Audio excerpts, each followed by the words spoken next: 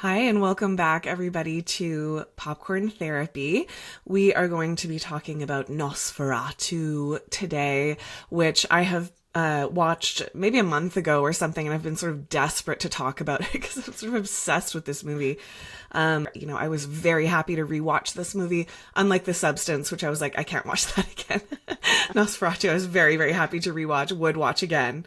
And I'm also here again with Emilee Nimetz, who is probably the reason why I watched Nosferatu because, sometimes I have this love-hate relationship with horror movies, but Nosferatu in particular, I studied Dracula when I was in university. I sort of love horror movies in the way that we talked about this with The Substance too. Sometimes that genre, it's so rich in metaphor a lot of the time. I feel like there's so many places that you can go around sort of expressing and making real monsters and fears. And a lot of the time it really speaks to our social anxieties and so on. So I'm really excited to talk about Nosferatu today, and so happy that Emilee is joining me again.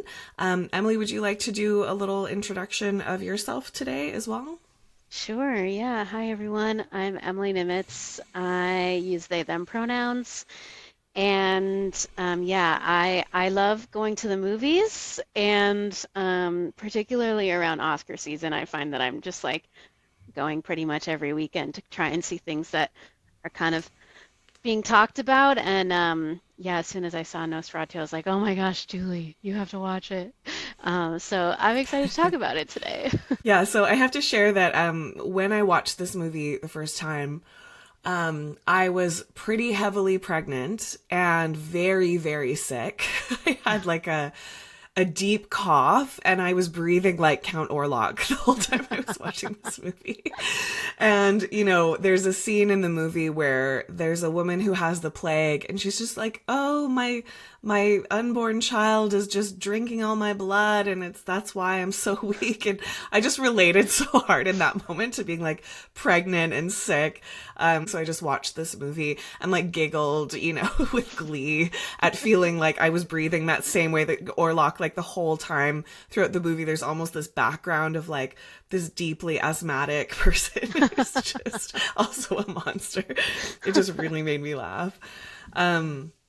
And I think another thing that was really giving me joy in this movie is the language was just something I really enjoyed, like devourance and asphyxiance and destiny. There's just these like big proclamations from various characters in a very sort of high gothic.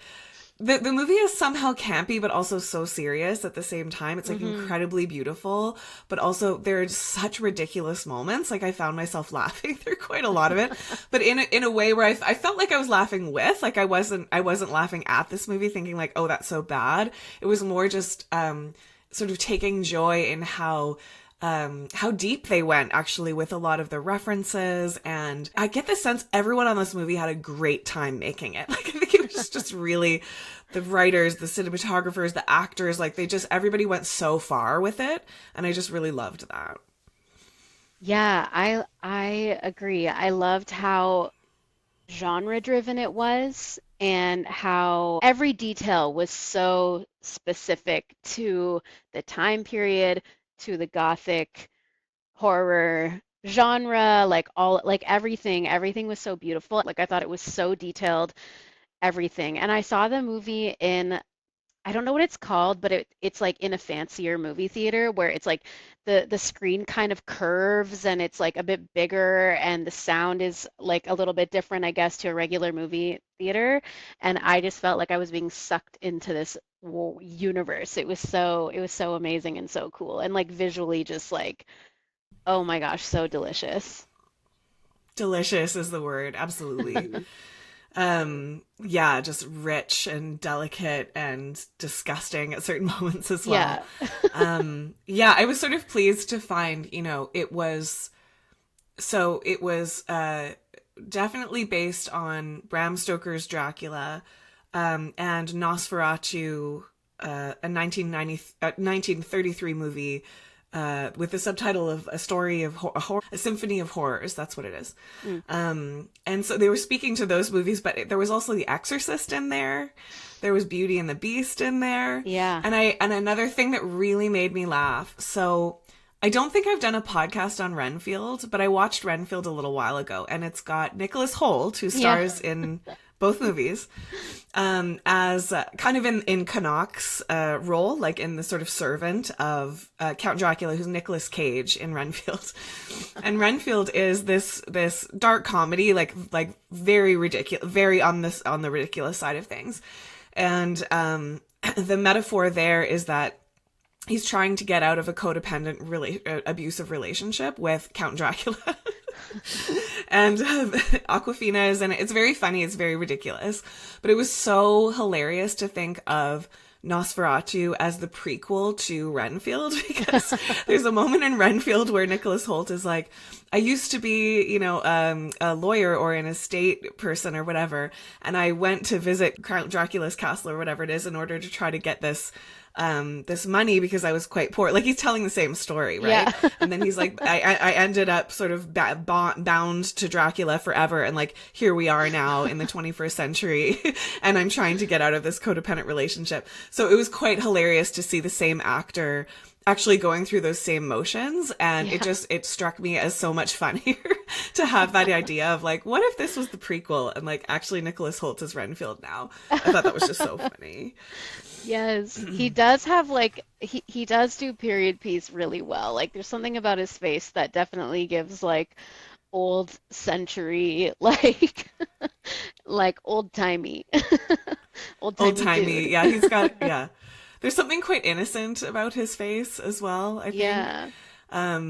And he was well cast in this, I think. So one of the themes is the hero's journey, I think, with this one, which is a classical, story shape and fits with this story as well as many of the other ones.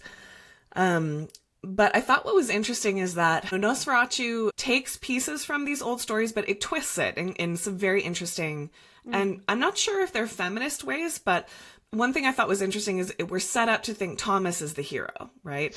And he goes on the literal hero's journey. And right now I'm writing a book on tarot, so I'm doing all this research on actually some of the stuff from that time period. And there's certain moments where he's the knight in shining armor. He's literally riding a horse into Transylvania, which I thought was so stupid. It's like, do you not have like a carriage or something? Like you have to ride a horse all the way to Transylvania. And I was imagining like, all these realtors watching being like, oh yeah, I remember that time when I had to ride a horse for 3 weeks day and night to get to like the house I was trying to sign a contract for. It was just so silly. But anyway, yeah, he's in this hero's journey thing. He goes to this mysterious village and there's this ritual that he witnesses and he's having these strange dreams. And then he meets Orlok and it goes how it goes. But then he becomes essentially the victim of the story, and then Ellen ends up becoming the hero. And I think you can look back at the whole story and see, the broad strokes of the hero's journey from Ellen's perspective, because there's sort of like the call to adventure, there's the refusal of the call, there's the divine intervention, it's going into the underworld, returning from the underworld and so on. So we're kind of expecting Thomas to do that, but I feel like it switches the traditionally masculine or patriarchal hero's journey to become Ellen's story. And she really... Thomas is pretty useless by the end. Like, he's just needing her help. He doesn't know what he's doing. She essentially saves his life by the end of it. So, I just thought that was a really interesting twist. One of many interesting twists in this adaptation. Yeah, in your question of like whether or not it's feminist, I think it brings up some interesting ideas because you have this guy who like he's the hero, like you said, he's galloping into this like scary whatever, like it's pretty heroic looking, and then by the end he can't do anything, he can't please his wife, like she wants him to be rough with her and he can't do that, like he essentially becomes completely impotent to his destiny because of like the extremeness of her desire and the extremeness of her lust and all of that. I mean, I did definitely have a sense that he was not the hero in the story just because of his like hubris around it all and like, oh no, I must, like I mean, he does have that like heroic flaw where he's like, I must go to this dangerous place that and not even question why I'm going, and I'm just a poor realtor who must do this. Woe is me. But yeah, so And there's a very sort of patriarchal pressure on him to go because he needs to make enough money because now he's married. And there are a lot of moments about like him being a pauper and, they're in love, but he needs to make money in order to be kind of good enough for Ellen. And there's a moment too where he and Harding are talking about when they're going to have children. And he's like, well, when I can pay back my debts, like there is a real sense that it's his only choice to start his career or make enough money to be good enough for Ellen to do this sort of extremely dangerous mission that, I'm not sure why he's so poor, has so much trouble with work, but he's the expendable guy that Canuck is like, we need what was the phrase he used? We need a living agent. Or he said something a little creepy like that, where he was like, we need one in the flesh, I think is what he said. Almost like a sacrifice to be sent. yeah, yeah, he became this like absolute impotent, useless man, classic, where he just like can't do anything. He can't provide for his wife. He can't fuck her, and he can't like get rid of the darkness, like the eternal darkness that plagues her. So like, what are you good for?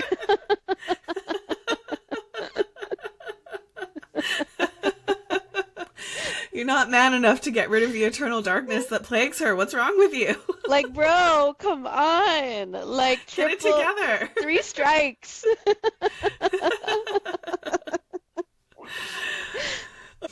So let's talk about Dracula for a second. So Dracula was one of the first novels about vampires. There were things that existed before that, but it became sort of the most popular thing, and people really liked it. It was a really big deal at the time, became very famous. And so what's interesting about Dracula, or one of the many things, is that it was written by Bram Stoker. And as I mentioned, I'm doing some research for a book on tarot right now. And one of the things I'm having a delightful time reading about is these occultists, mostly men. There are women involved as well, but it's these sort of like early 20th century, late 19th century men who are just so excited about magic, and they're learning Kabbalah and, the ancient occult rites, and they're studying the tarot because they think that the tarot is, some of them think it's actually a secret book written by the Egyptian god Thoth, as the book of wisdom, and it's like this coded secret to life that will allow you to become enlightened. And alchemy was a really big thing at the time as well. And alchemy is this idea that if you figure out the right recipe, you can turn base metals into the highest version of themselves, which is usually gold.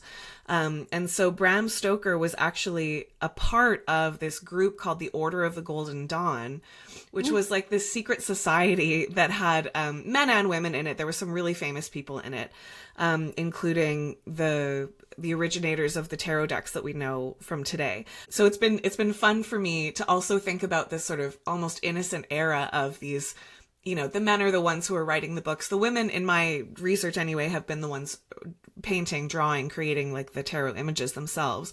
But the men are the ones that are just like, we could do anything. Like, it's such an optimistic kind of way of looking at the world. They just believe anything is possible, So I think it's really interesting that this story is deeply rooted within that particular occultist tradition. And we see von Franz as exactly that character who would have been like Bram Stoker and his friends at the time, the alchemists and the occultists, who believe in these things. And there's so many cool moments where they're really calling on that, like when Canuck is doing that naked ritual, which like, Canuck, That, oh my gosh, that actor must have had an absolute blast. Like that was just such a, like really going for it. But just like Yeah. fully nude, like in a pentagram, candles lit everywhere.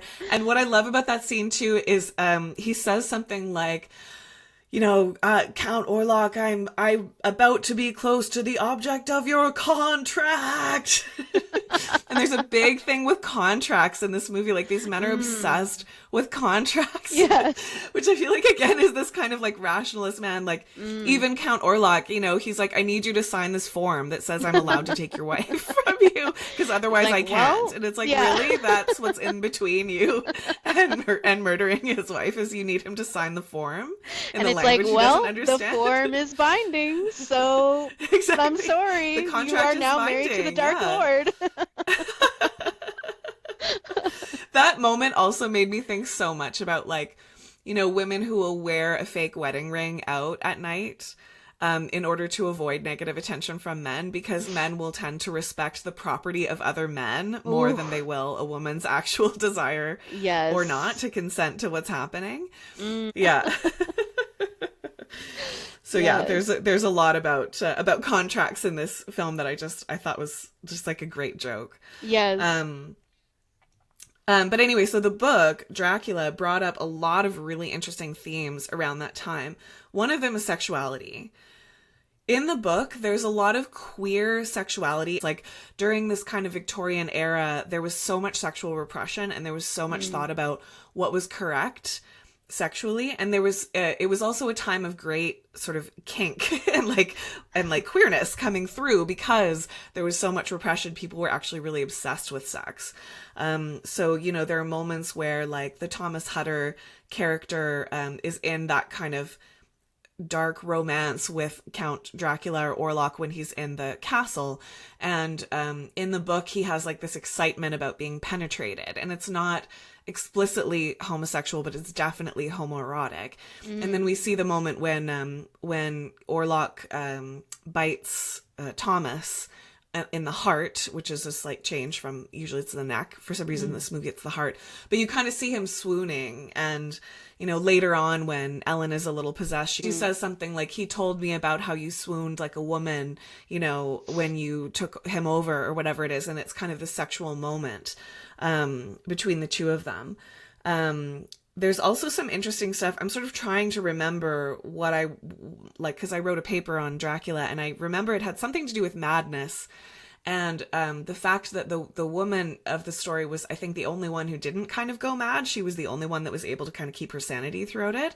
And at Mm. the time, there was a lot of fear about, there was a connection between women's sexuality and hysteria.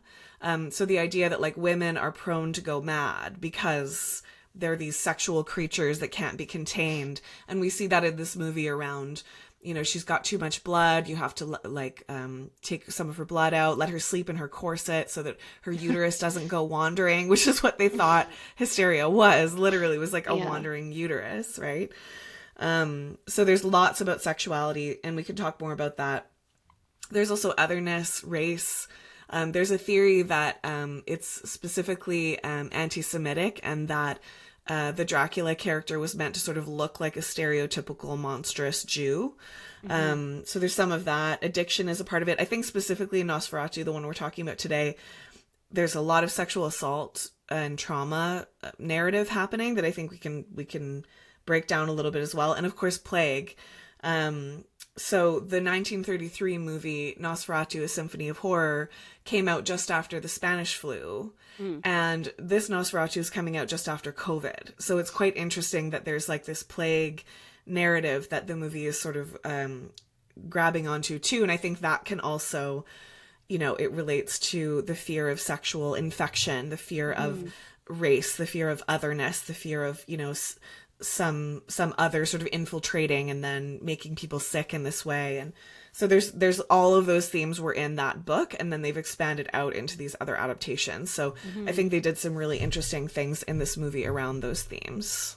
Totally. Um, Kind of going back to what you were saying about the gold, what it was it called? The gold, the tarot and the Bram Stoker, and what was their group called? Alchemy. The Order of the Golden Dawn. The Golden Dawn. It's making me and the character played by Willem Dafoe. That's who you're talking about, right? Like the kind of That's Von magical. Franz, yeah. Yeah. Yeah. Hmm. Um I feel like there's something it's yeah, it's interesting to look back on that time period and see the obsession with the kind of like witchiness. And I think a lot about how empirical science often catches up to like indigenous ways of knowing and ways of knowing within networks of women and femmes and witches throughout history. Like an example that I can think of most recently is the idea of like epigenetics and intergenerational trauma.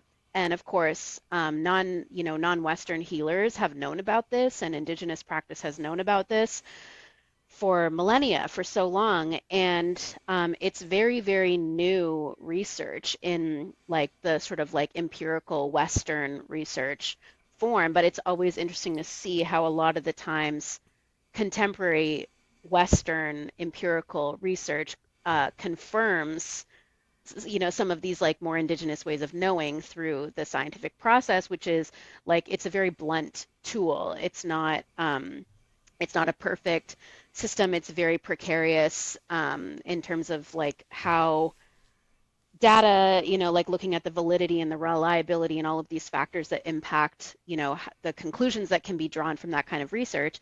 And so it's interesting to like, there's like this sort of like internal knowing within the body that science hasn't always caught up to, which I think that a lot of folks who are basically non-cisgender, heterosexual white men, like anybody who falls outside of those identity markers, like these are things that our bodies understand because of the way that we exist and navigate the world. And I think that we really see that with the character of Ellen, who, it's like her body knows her truth. Like she knows that, Orlok, she married him as a child, that like that it is up to her to save the universe basically, and that like his darkness will overtake her, and that fear that she lives throughout her whole life, nobody is believing her. And then eventually, the only person that does believe her is this scientist who has been like basically like abandoned by his community because they're like, oh, he's a little freak who likes magic. And so it's just like, the only person that really believes her is somebody who is like studying this, these other kinds of things that are happening, the esoteric kind of world. And yeah, and then at the end she's right, it's like my Virgo queen, like I was right all along. She Like sure was. Yeah. yeah, she was right all along. So yeah, just what you were saying about that made me really think of that. Yeah, there was a moment I noticed on second watching too when she stands up to Friedrich Harding, their friend, who is this very rationalist guy, whose wife and daughters end up getting taken by the plague / Orlok. And he doesn't believe anybody until that happens. Like, he's just like, no, this is all nonsense. You're conspiracy theorists. It's just a regular plague. Like, he doesn't believe anybody. But there's a moment when she really stands up to him, and he's so shocked that she's not being more deferential. And he says something like, you need to leave so that you can learn like respect for men or something like that. Yeah. And she's just like, you will die and your wife will die. Like, you need to listen to me. And it's interesting to kind of see that moment of her really standing up for herself, in an era where that obviously would have been quite shocking. And he responds to it with shock because he's just like, what are you doing? You're just like a little woman kind of thing. One of the themes in the list that I forgot to mention is that there was a new woman movement happening around the time that Bram Stoker wrote Dracula. And it was one of these sort of early feminist movements where there was kind of this concept that women could be their own people, essentially, that they could have power in some way. And that was obviously freaking all the guys out. And so, one of the ways of looking at, this and many other horror movies is that morality tale of women needing to be taught a lesson, women who are sexual or powerful needing to be, killed by the monster that represents that morality, right? Yeah, and one other piece, just to add to what you were saying too, is when you were talking about how often these indigenous ways of knowing are much later confirmed by modern medicine and science and so on. One example of that is aspirin is made of, I'm pretty sure it's willow bark, which was like just an old folk remedy that people used in this way. And now, science figured out how to kind of create aspirin. So it's something we use all the time, that really came from that type of knowing. And I think we might have talked about this on the podcast in the couple episodes I did with Natalie Rousseau, we were talking about some more witchy things. But, there was this era when, mostly women and feminine people were the midwives, they were the surgeons, they were the eye doctors, they were the GPs, they were who you would go to for herbs, for like whatever kind of help you needed medically. And then there was this movement where men decided that should be their job. And so they set up these institutions. And then you couldn't practice medicine without a certain institutional letter beside your name, and they didn't allow women to attend those institutions. So there was this kind of part of the witch hunting sort of era was this movement of medicine away from women and feminine people and towards men and institutions. And there was a lot lost in that. And there's a great book called Witches, Midwives, and Nurses by Ehrenreich and English that it sort of explains how all of those things are connected and how medicine basically was taken away. That was one thing that women, it was very normal for women to be doing that as sort of a profession. And then it moved over to the rationalist men, like the ones that we see in Nosferatu, who will not believe what they see and what they feel. They are only focused on, as you described it, the blunt instrument of what they know to be the science of the time, right?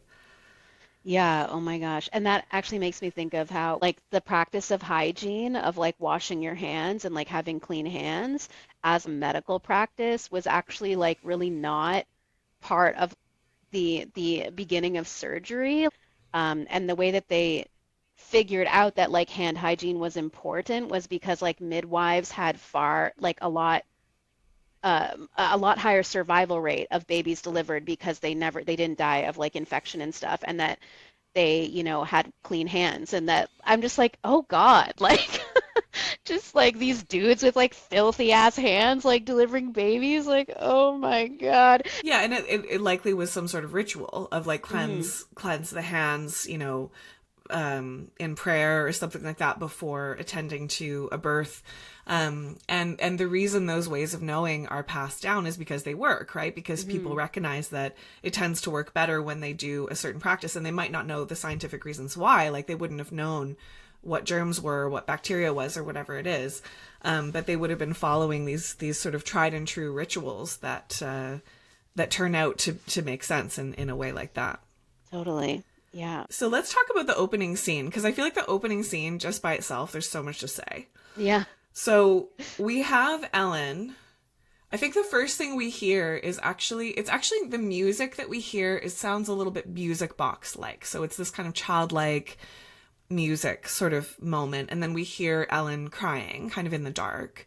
And then she comes out of the dark and she says something like, help me. I'm asking for help. I'm calling on someone to be with me, comfort me.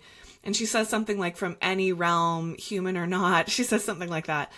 And as a witch, come on, witches, we know to cast our circle of protection first. We have to be really clear about who we're calling in and who we're not, because you might wake Count Orlok from the dead. Right?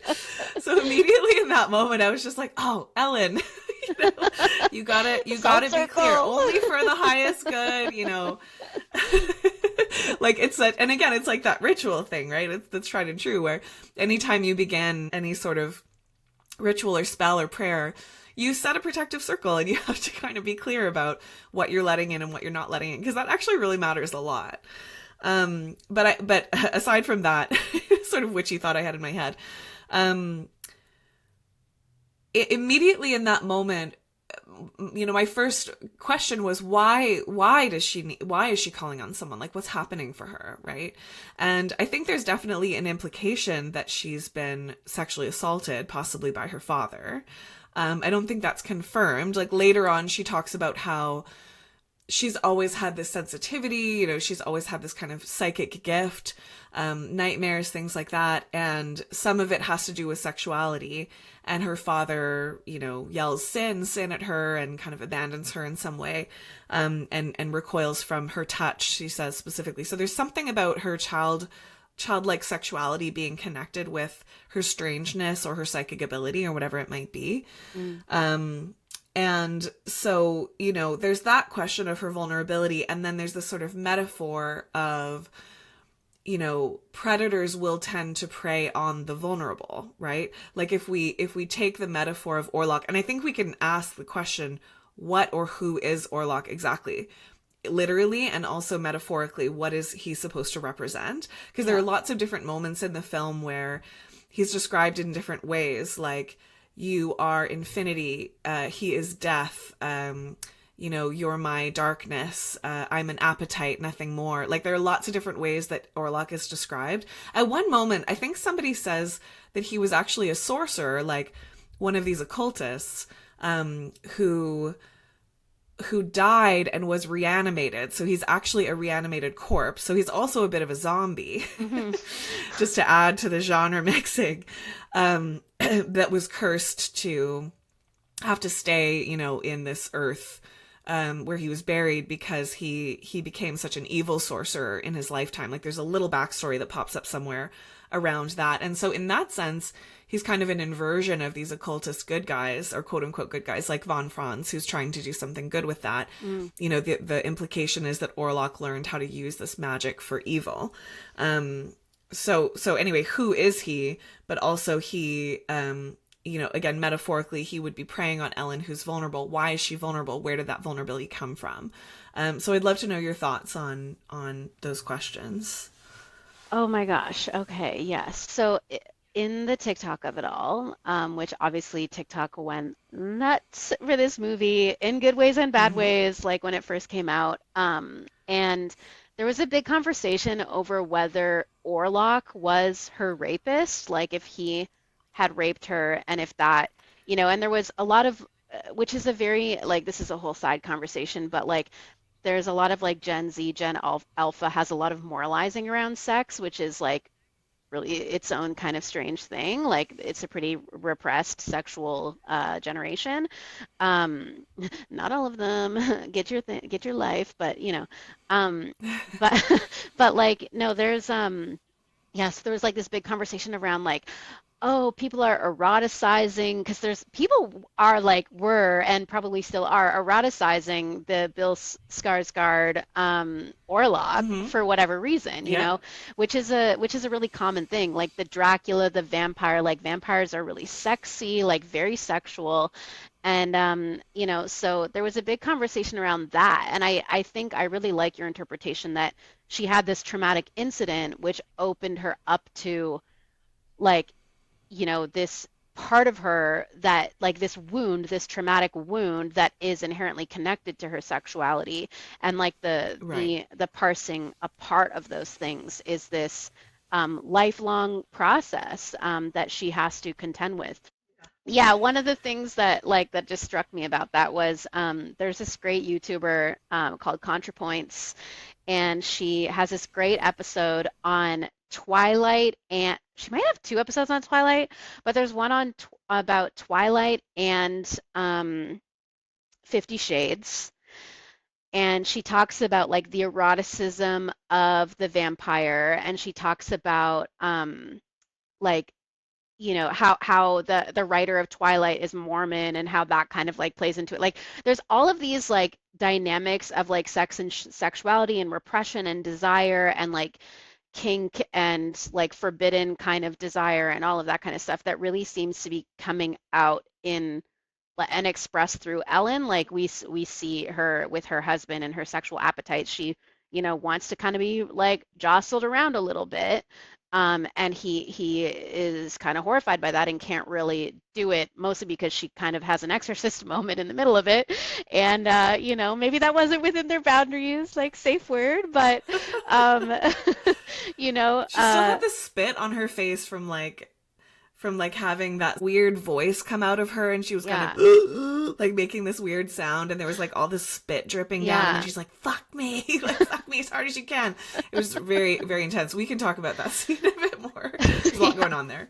Lots to look at there. But yeah, no, it's like in considering like the sort of initial moment, like I think that part of it does speak to that trauma and how that wound grows and develops, and ultimately at the end, like she, no, she satiates this desire with the darkness. As an adult, she satiates this desire, and in doing so, like basically her orgasm saves the world kind of thing. And it's a really interesting like Mm. examination of sexual assault and how it kind of grows with you. And there is something to be said about, and you've actually written about this in your book, Want, which recommend to everybody. I'll plug it for you.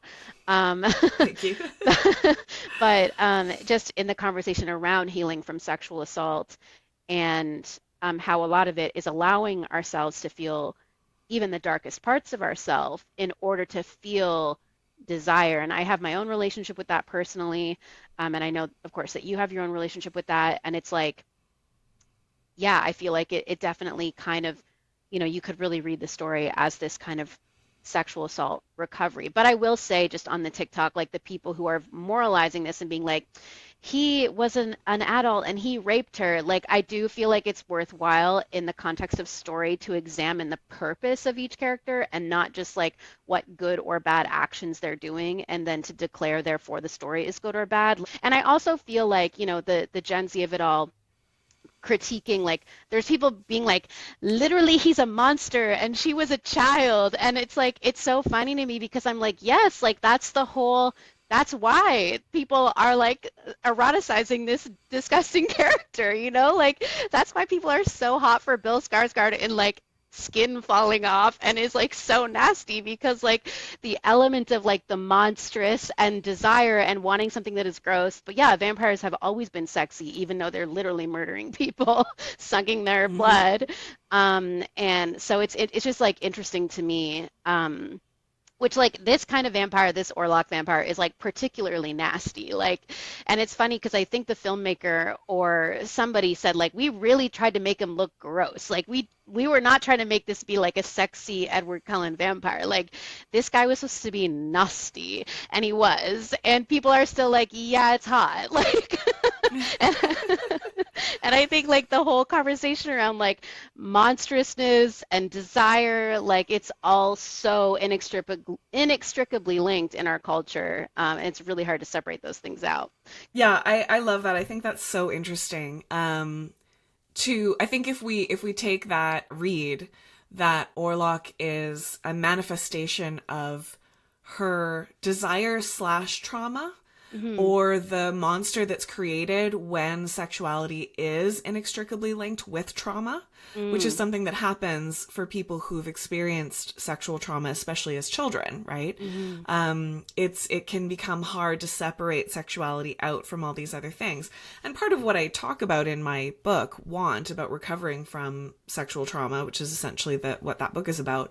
I also talk about how for many people, um, even if you haven't been traumatized in a really direct way, like raped by somebody, sexuality in this culture is linked with power issues, control issues, identity issues, fear. Like there's a lot of stuff that can come up for us around sexuality.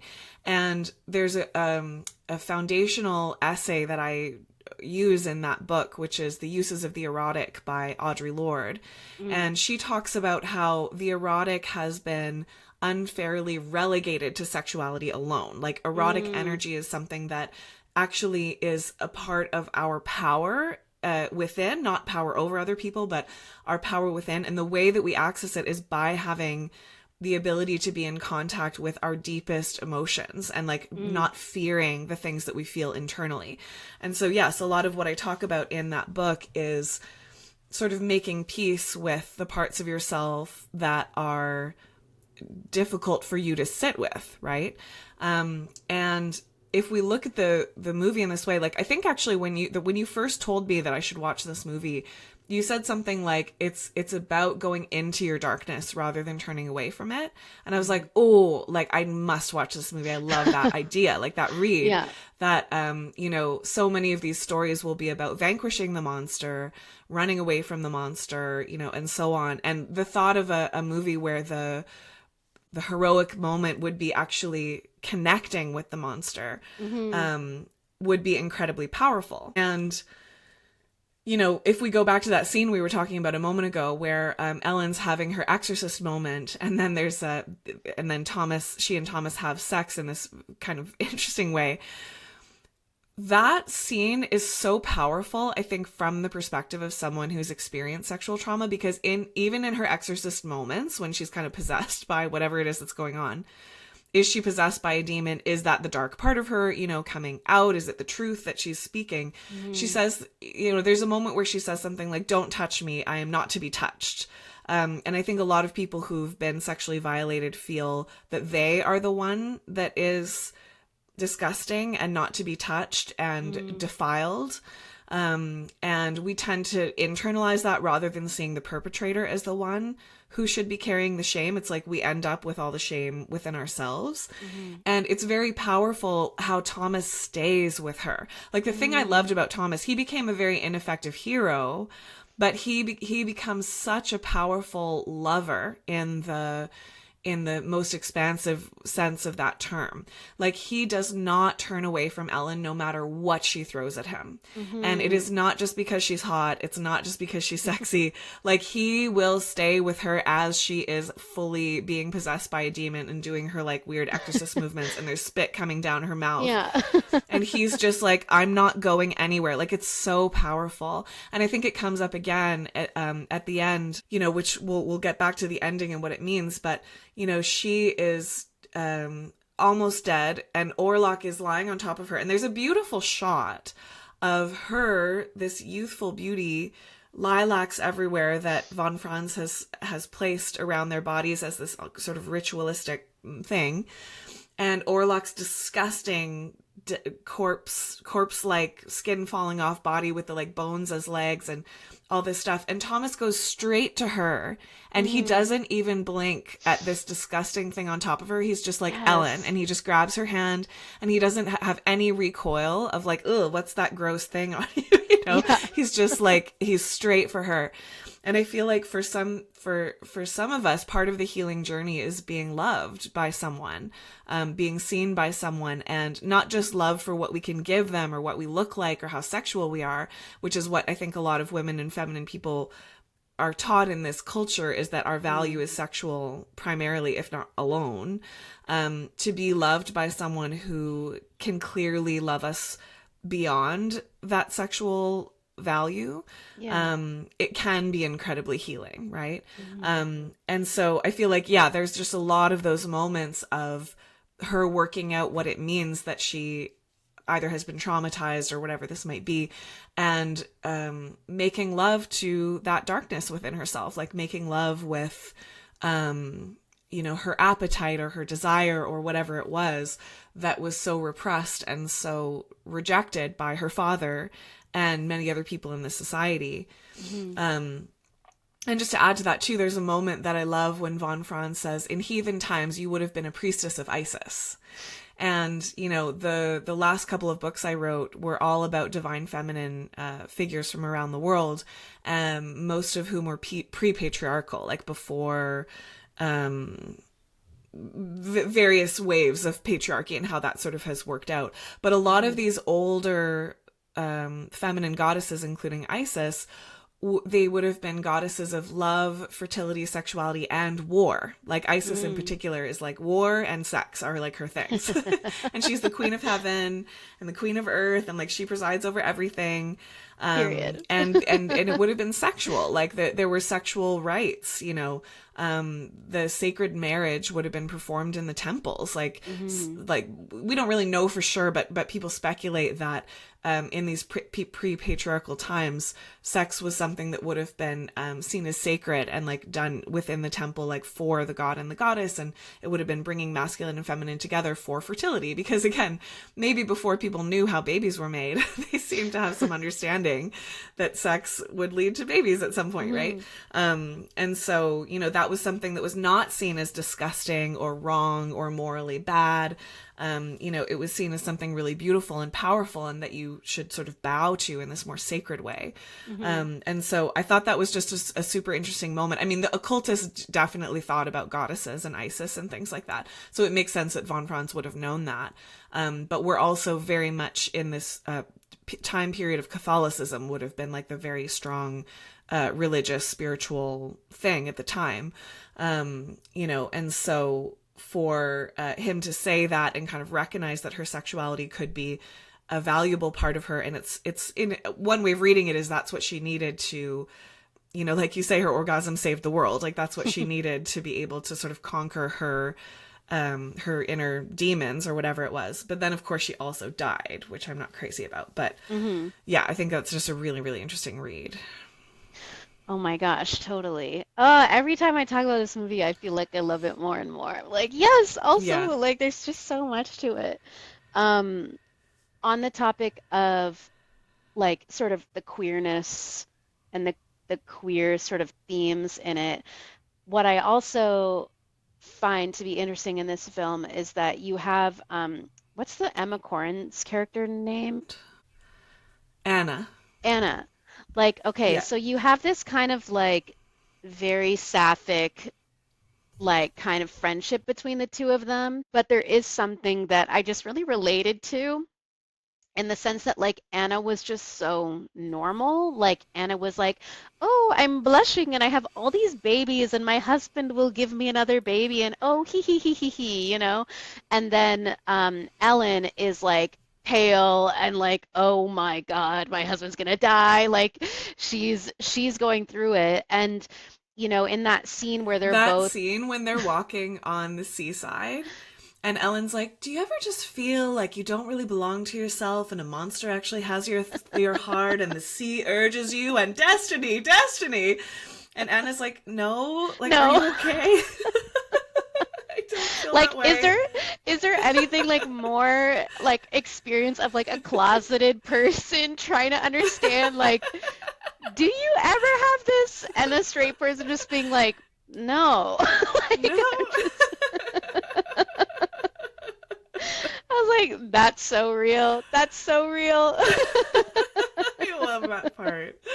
It's so Yeah. good. Oh my God. Yeah. And then like when they, have this, they spend the night together and she just like wants to protect her friend. And then of course, I kind of forget what happens. Like the shadow, like that's like the first night and he comes and the plague gets, her friend or whatever. She's very erotically bitten by rats. Right, yes. Yeah. And then of course like that sort of like queer kinky eroticism then hits her husband when he loses her and he like basically what's it called when you have sex with dead bodies? Like that's what he's doing. Necrophilia, I think? Yeah. Yeah, yeah. Homeboy is like, he's like, I'm such a moral guy and I'm so good and you're a freak and you need to get out of here. And then cut to, he's like fucking his dead wife and it's like, you know? It goes far. It goes far. And I mean, yeah, I feel like that moment was interesting too because there was something so kind of relatable about when he's just in such grief, and he's in this, not only his wife, but his two daughters and his unborn child, like his whole family has been taken down by the plague and he's sick too. And the plague seems to come with some delirium in this movie as well, which I don't know if that's true about the plague historically, but he's a little out of his mind and he kind of opens the tomb and he's like holding his dead wife. And I feel like there is something relatable about the grief in that moment of just like, I want you to be alive again. Like I want to hold you. and then it goes too far, right? In this way of Yeah. just, again, maybe what we're talking about with these repressed desires and these, darker parts of ourselves, that like maybe there's actually something really metaphorically relatable about that, Hmm. like him wanting to, be that close to his dead wife's body, I guess. And hopefully you don't actually do that. But it's, yeah, Hmm. maybe it's just one of those moments that shows like even Harding, who is this, I mean, his name is Harding, and he's like this classic rational guy, and he just likes to smoke his cigars and, be just like a real bro. Yeah. Even he is sort of taken down by his dark desires in that moment of deep grief, which has some resonance, I think, metaphorically, Hmm. which is Yeah, it's maybe part of what is the horrorness of it, is like that, people watching that. I did see at least one meme that was just like, oh, that's so sweet that he's holding his wife. And then, oh God, what has he done? It's sort of that like, whoa, that went a little too far, because I think maybe we're leaning in as the audience. We're like, oh, like leaning into this moment. And then you see what it becomes. And then you're yeah. like, oh my God, I Ugh. participated in that. Right. Yeah, Which I think is yeah. just, yeah, something so powerful that horror movies can do sometimes, is draw you in and then be like, that's you too, though. Yeah, oh Right. my gosh. Yes, exactly. Because you are like you're feeling so sad for him and then yeah, it goes too far. And I feel like that really, kind of similar to like the thesis that we're kind of painting here about like allowing the darkness in. Like, yeah, if this is a guy who cannot even like entertain the idea of anything that wouldn't be rational. He like there isn't anything rational about grief. We Yeah. don't Right. understand those feelings. Like they you have to feel them, you have to process them. And for somebody who's maybe not feelings driven to then be overcome by this feeling that you can't push that down. Like when the grief is that profound, like that's not something you can just be like la la la didn't happen. So he becomes overtaken by it in this really grotesque awful way where he's like defiling the wife the body of his dead wife, and it's like it can be really terrible, specifically men in the ways that they grieve in society, or that rather they're not allowed to grieve in a patriarchal society that doesn't allow them to do that, like the violent ways in which those feelings come out and destroy people because of their inability to like experience their darkness essentially. Yeah. Absolutely. Yeah. So, let's talk about the bloodletting and the rational men. Um, One of the things that has really stuck with me about this movie and keeps coming up for me is anemia as a Mm. metaphor. So I'm pretty sure actually when I was watching this movie the first time, super sick, pregnant, anemic. The baby drinking all my blood, right?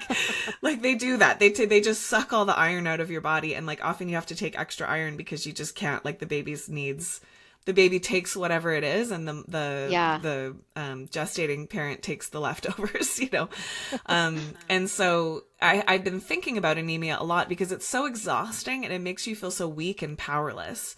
And I've had anemia at other times in my life as well.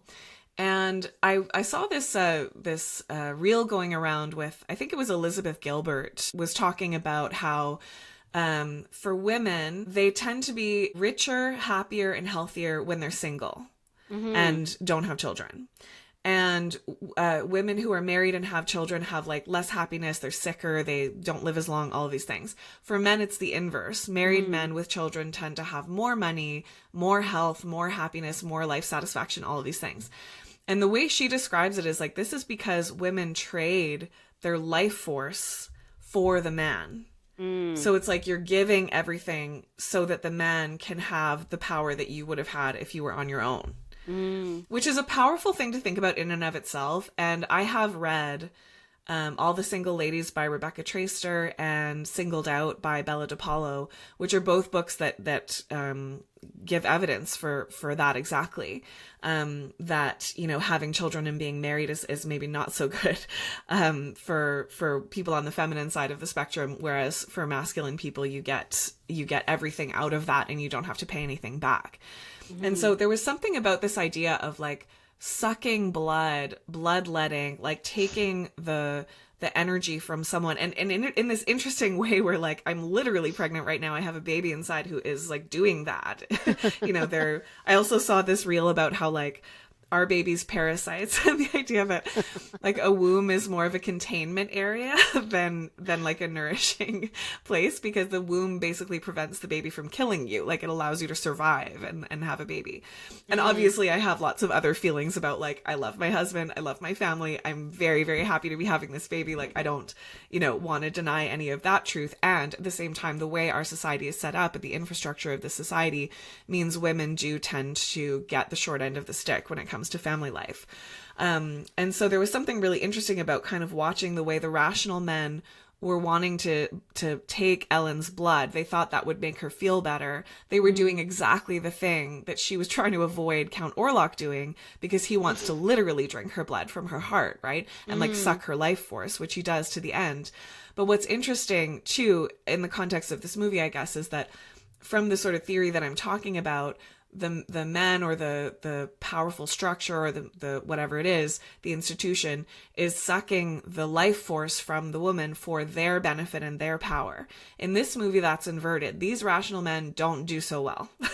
These rational men, they have Harding's ending, essentially, right? They get taken down by the plague or whatever it is. And Orlok sucks literally all of Ellen's lifeblood, and then he dies. That's actually the end of him, is that he takes her life force, and that's her ultimate stroke of power, is that, that something in that process takes him down. So he doesn't get to keep that power. Nobody really gets to keep it. So I think that is maybe one thing that's powerful about that ending. But I can't get this idea of like anemia, vampirism, bloodletting, and sort of the way the patriarchy sucks the life force out of so many of us, regardless of gender, really, in many ways. But yeah, that was one piece that really stuck with me about this movie. Totally. Yeah, when she's like just like unwell and in the bed, and it's like, okay, we got to drain her blood again. We got to keep draining this lady's blood, Too much blood. Yeah. She's got menstrual blood is what was the word they use? Like propitious menstrual blood or something. That's a great word. Yeah, like, oh, we must get rid of her. She's over blooded. Like and it's just like, it is so interesting because, yeah, like what you're saying, they're not draining the blood because it's going to make her feel better. They're making it so that she'll be quiet so they can sleep, because that was the whole thing, is she's having these nightmares and it's keeping everybody up, and she's such a handful, and it's like, just fix her, just take her blood away, put her in a corset, shut her up. Meanwhile, like the actual process of healing is something like far more complex, and you have the Willem Dafoe character who's like, we have to let the demon out, like we have to let it express itself, and then she goes into her back bridge and has her amazing exorcist moment, which, like, also her acting is so good in this movie. Like, oh my gosh, I just thought she was so good, so committed. Like, what a dream. But yeah, in that moment, Willem Dafoe is like, let her express herself.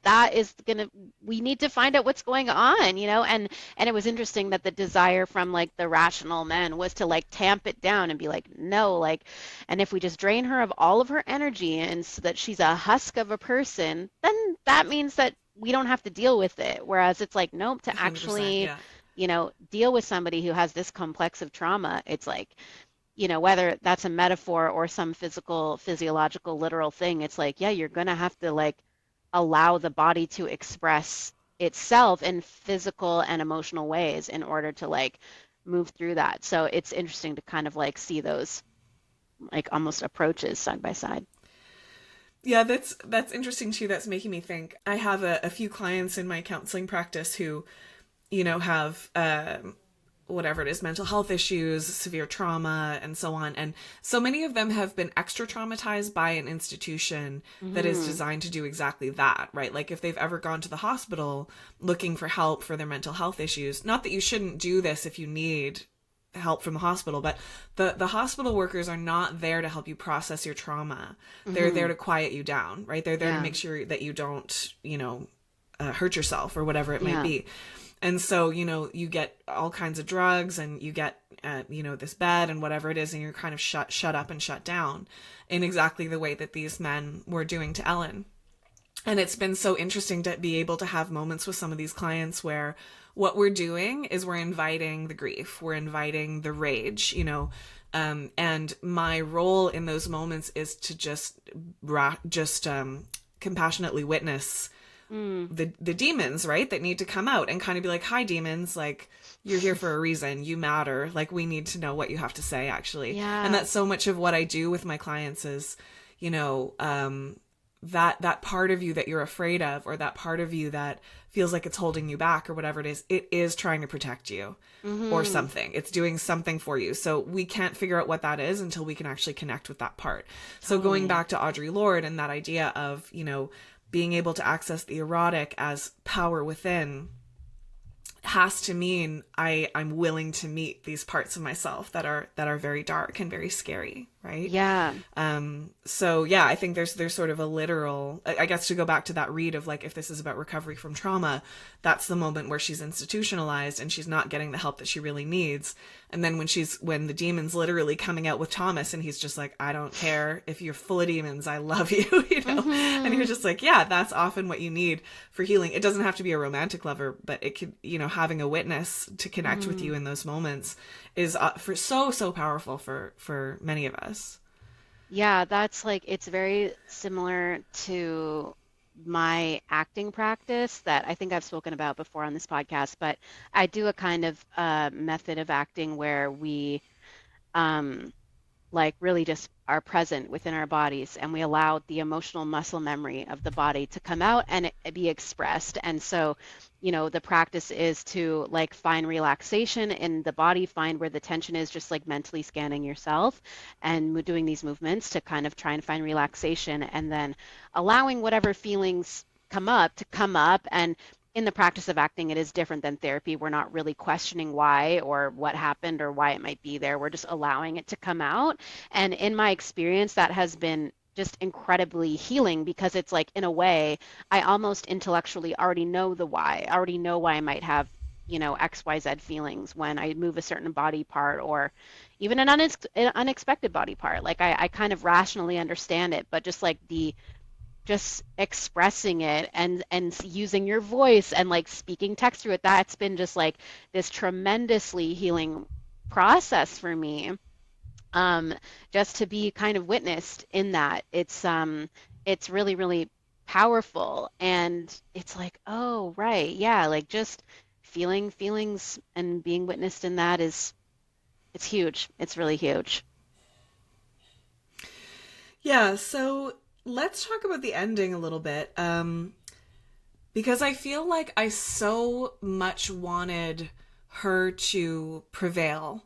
And with everything that we've said, she's going through this healing journey. Like, I wanted her to have a second life after this experience. I wanted her to take down Orlok and cure the plague, I guess, or whatever it is. And then be able to live her life, in whatever way she wanted to, in whatever sort of powerful way she wanted to. Like, I wanted to see more of that from her. And so I have mixed feelings about that ending because, everything that we've just been talking about like, connecting with your dark parts, letting the destiny or whatever it is, like letting things go where they need to go in terms of your intuition and all that stuff. There was still this feeling that, Orlok's coming back with the contracts being like, you have to re-pledge yourself to me. That's what the contract says, or whatever it is. It couldn't be fully consensual if it was like literally everyone dies of the plague or you have sex with this gross guy.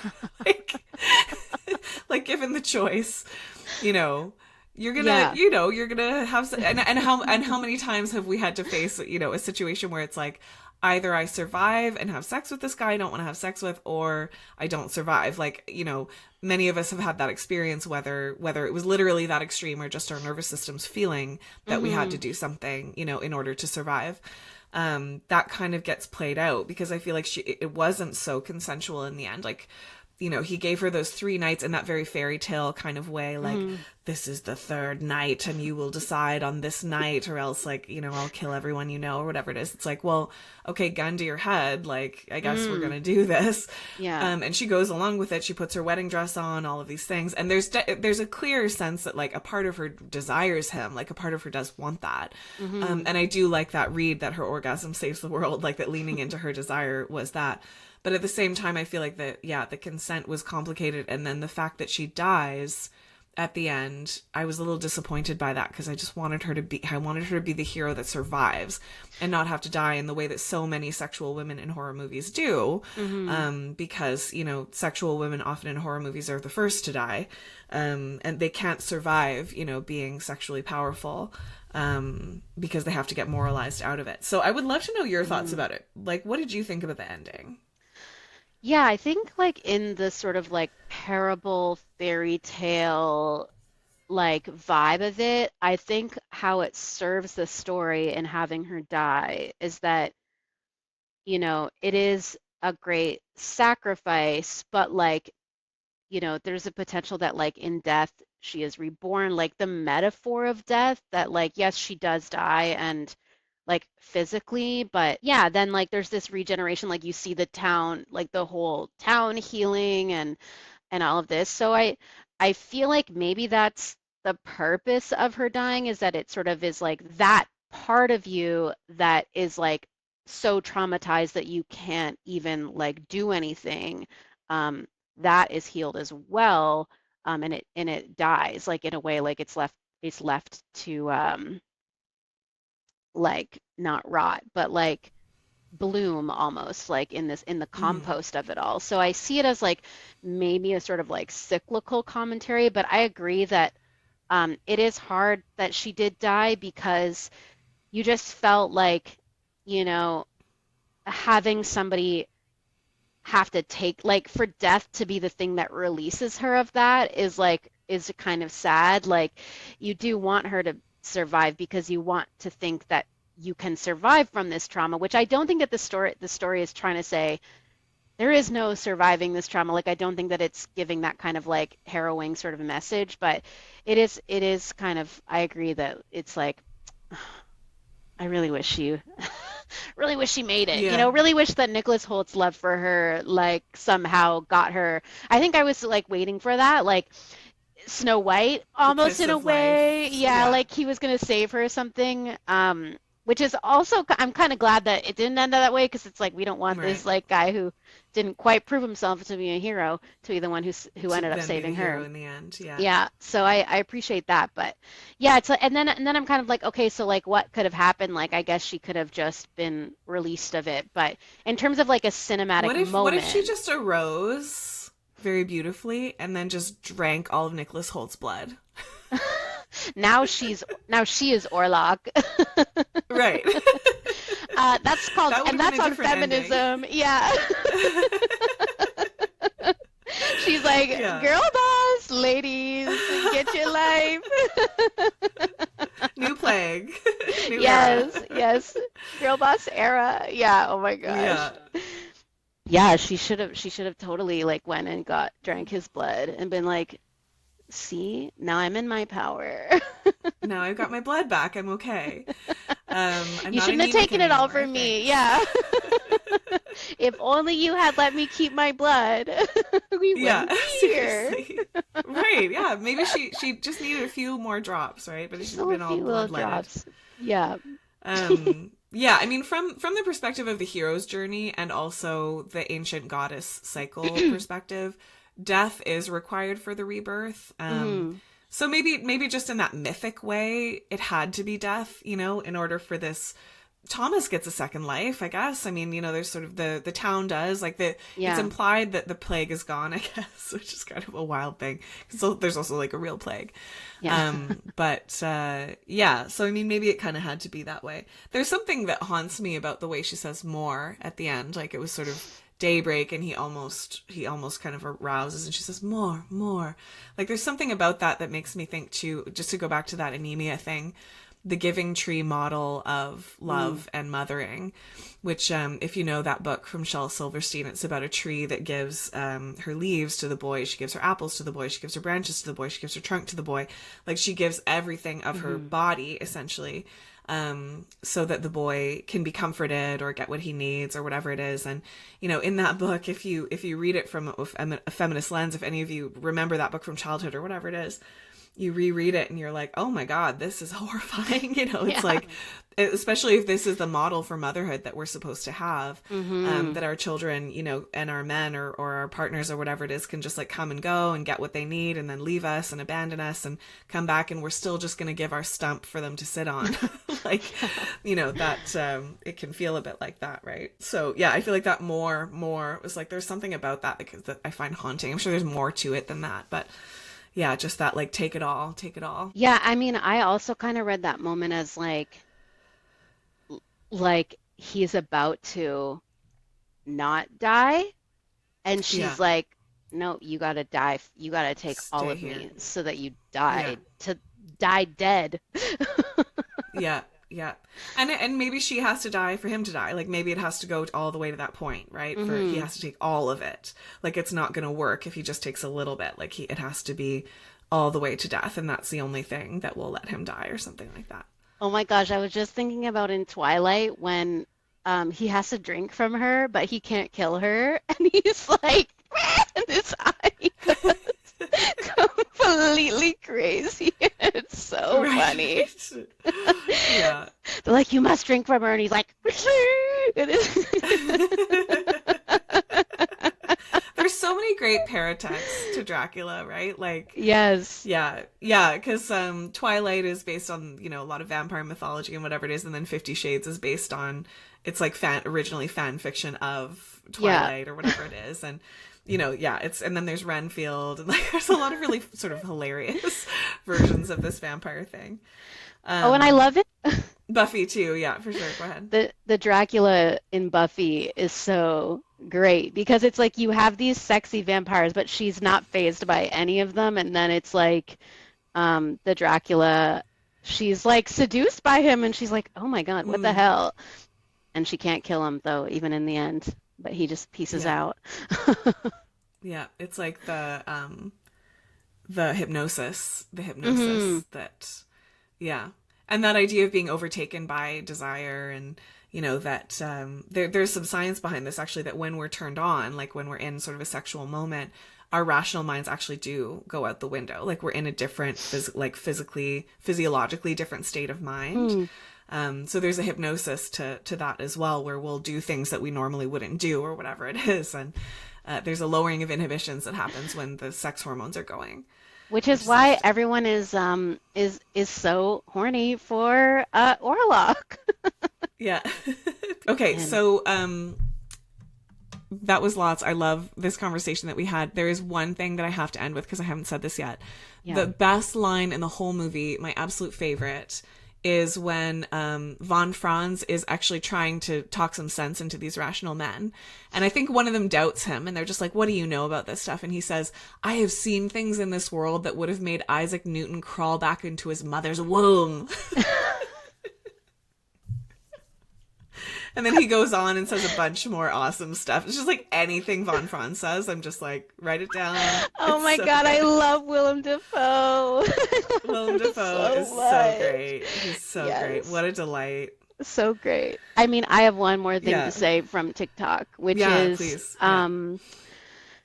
is this, I don't know what the first TikTok of it was, but then it became a sound that was recycled, and it was Count Orlok going, you must bounce on it, crazy style. I've seen that one around too.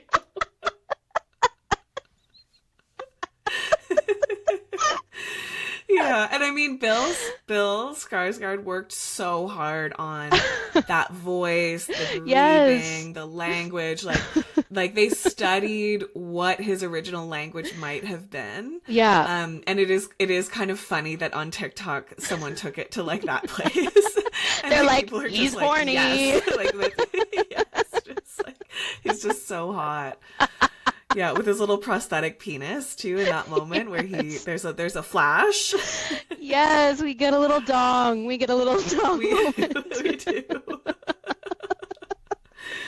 Oh my goodness. Such a delight. Such a delight. So I feel like there's great. still so much more to say about this movie too. And those of you listening, like, please leave comments. Let us know. What did Yes. you think about the ending? You know, we want to know because yeah, this movie was I loved it so much. I'd be happy to watch it again for sure. Yeah, Yeah. absolutely. Well, maybe we'll do a watch of Renfield or something like that, and then we can come back to Yeah, it yeah. if some Yeah, we themes can come do up. bonus Yeah, on Renfield. bonus content for Nicholas sure. Cage is a pretty delightful Dracula, I gotta say. He's very Oh, funny. I would love that for sure. Yeah. Okay, well, thank you so much, as always, Emilee, for being here with me and talking out this movie. I feel like there's just so many interesting themes, and I just needed to talk about it. So thank Oh my you so much gosh. for that. My deep, dark desire was to talk about this movie for an hour and a half. You're welcome. Thank you for having me.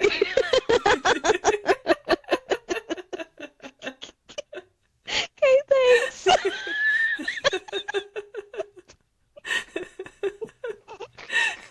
Bye.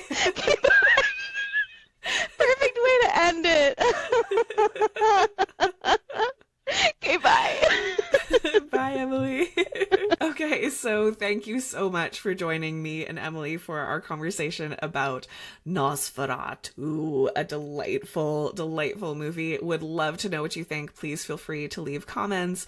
Don't forget to, like, subscribe, all of those things wherever you're listening to or watching this podcast.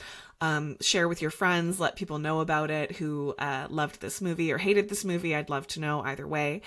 You can also leave me a tip now if you want to. So I do all of the work of this podcast just on my own through Riverside and Spotify and YouTube and so on. So if you feel like just throwing me a couple dollars to say thank you or whatever it is, you can do that at juliepeters.ca/tip me. It also really helps me, if you share the podcast, talk about it. I just have so much fun doing this. I really appreciate just your listening is really valuable as well. So yeah, I'll leave some notes in the show notes so you can follow up on some of the things that we were talking about. And this might be the last podcast for a little while. I'm going to be having a baby very soon. So I'll be going through that, and then we'll see when I can kind of get the time back to pick the podcast up again. So we might be taking a little bit of a break, but if you haven't yet gone back and listened to some of the older episodes, go ahead and do that. Share those, like those, and maybe we'll have a bonus on Renfield or something like that coming up soon. So thanks again so much for listening, and we'll catch you up next time.